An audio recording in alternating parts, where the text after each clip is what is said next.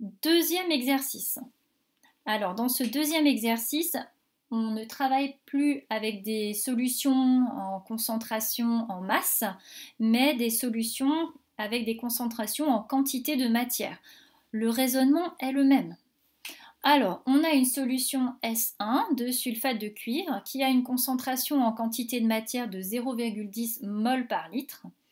Et on a un élève qui souhaite préparer une solution S2 en quantité de matière de 0,020 mol par litre dans une fiole jaugée de 100 ml. Quel volume de la solution S1 doit-il prélever? Donc ça, c'est un exercice très classique qu'on va retrouver fréquemment en travaux pratiques. Alors, petit rappel sur les formules, puisqu'on va en avoir besoin. Quand on calcule une concentration en quantité de matière, donc en mol par litre, ça veut bien dire qu'on va prendre une quantité de matière, donc la quantité de matière du soluté en mol, qu'on va diviser par le volume de la solution en litres. Ce qui va m'intéresser ici, ça va être la quantité de matière de soluté. Donc il faut que je passe de cette formule à celle-ci.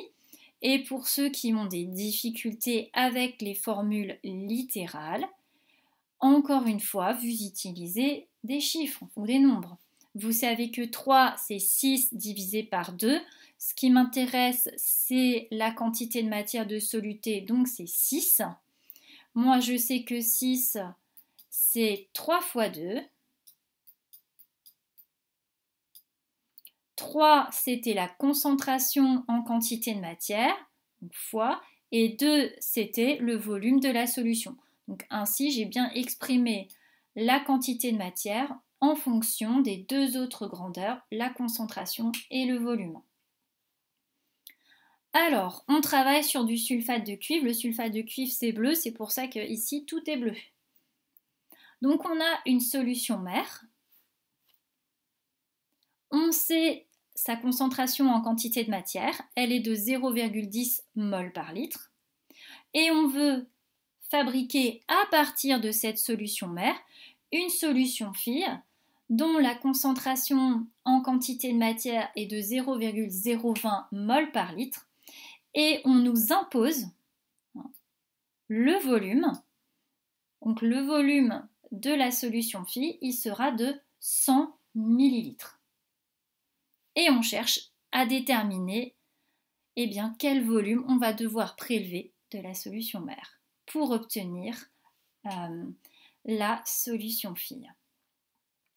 Alors ce que je vous propose de faire, ça va être de calculer la quantité de matière de sulfate de cuivre qu'il y a dans la solution fille. Mais pour ça, je vais utiliser la formule qui est ici. La quantité de matière, donc ici c'est du sulfate de cuivre, c'est bien la concentration de la solution phi fois le volume total de la solution phi. Et maintenant, on va se demander, mais d'où vient le sulfate de cuivre? Parce que pour obtenir la solution phi, je suis partie un petit peu de solution mère, donc j'ai le fameux volume V1, et puis après j'ai complété avec de l'eau distillée. Le sulfate de cuivre, il provient du volume V1. Il ne provient pas de l'eau distillée. Donc ça veut dire que la quantité de matière que j'ai pu mettre dans la solution fille, c'est la quantité de matière que j'ai prélevée dans la pipette jaugée de la solution mère. Je peux calculer cette quantité de matière à partir des données de la solution mère. Dans cette pipette jaugée, la quantité de matière de sulfate de cuivre, ça va être la concentration de la solution mère fois le volume V1 que je veux prélever. Et comme j'ai les mêmes quantités de matière, je vais pouvoir dire que la concentration en quantité de matière de la solution mère fois le volume prélevé, c'est la concentration en quantité de matière de la solution fille fois le volume total de la solution fille. Donc c'est ce que j'ai indiqué ici. Donc ici, dans cette partie de l'égalité, j'ai calculé la quantité de matière de sulfate de cuivre dans la pipette jaugée. Et dans l'autre partie de l'égalité, je calcule la quantité de matière à partir des données de la solution fille. Ce qui m'intéresse, c'est le volume, le volume à prélever de la solution mère, donc c'est V1.